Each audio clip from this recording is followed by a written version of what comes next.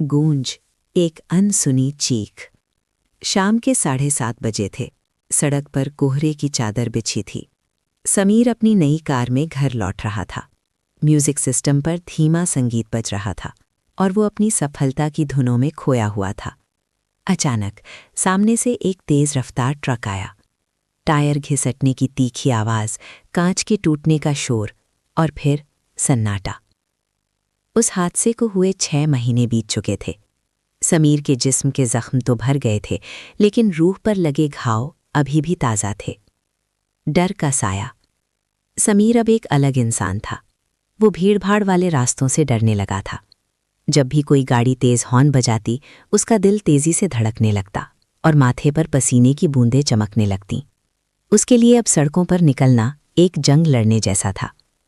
एक रात समीर अपने कमरे में अकेला बैठा था। बाहर तेज बारिश हो रही थी। अचानक बिजली कड़की और उसे वही पुरानी आवाज सुनाई दी, टायर के घिसटने की चीख। वो कांप उठा। उसे लगा जैसे उसकी खिड़की के बाहर वही ट्रक खड़ा है जिसकी लाइटें उसे अंधा कर रही हैं। उसने अपनी आंखें बंद कर लीं, लेकिन अंधेरे में उसे और भी ज्यादा डर लगने लगा। उसे लगा कि उस हादसे में उसने अपनी कार नहीं बल्कि अपनी हिम्मत वहीं सड़क पर छोड़ दी थी। वो मोड़।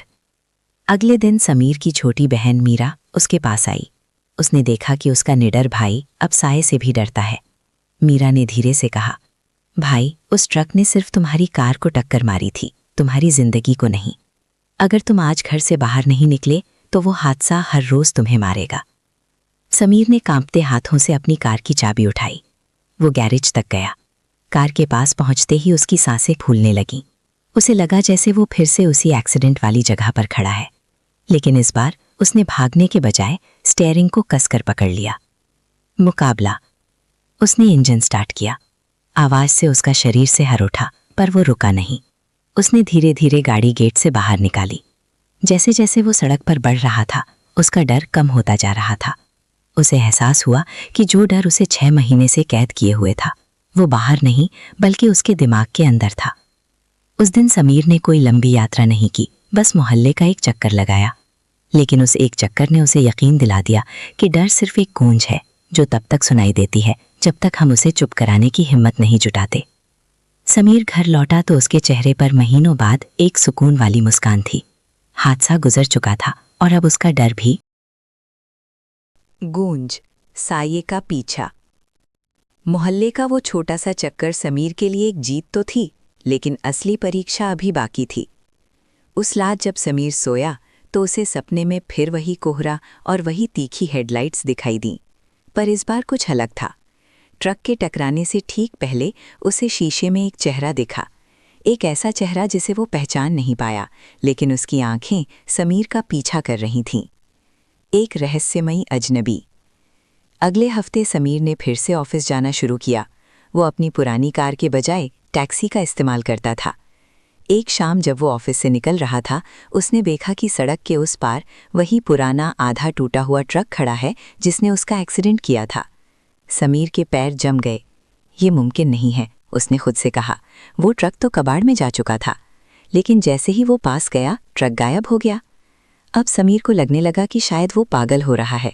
उसे हर जगह वही नंबर प्लेट HR26XX XX दिखने लगी, कभी किसी अखबार के कोने में तो कभी किसी दीवार पर लिखे विज्ञापनों में। डर जब हकीकत बनने लगा। डर ने अब एक नया रूप ले लिया था। समीर को लगने लगा कि उस हादसे में कोई ऐसी बात थी जो वो भूल रहा है। वो उस रात की पुलिस रिपोर्ट निकालने के लिए थाने पहुंचा। पुरानी फाइलें खंगालने पर उसे एक चौंकाने वाली बात पता चली। उस रात जिस ट्रक से उसकी टक्कर हुई थी, वो असल में चोरी का था और हादसे के बाद उसका ड्राइवर कभी मिला ही नहीं। तभी समीर के फ़ोन पर एक मैसेज आया। एक अनजान नंबर से फ़ोटो भेजी गई थी। ये समीर की उसी कार की फ़ोटो थी जो हादसे में पूरी तरह तबाह हो गई थी। फ़ोटो के नीचे लिखा था, तुम तो बच गए, पर मैं अभी भी उसी मोड़ पर तुम्हारा इंतज़ार कर रहा हूँ। अंतिम सामना।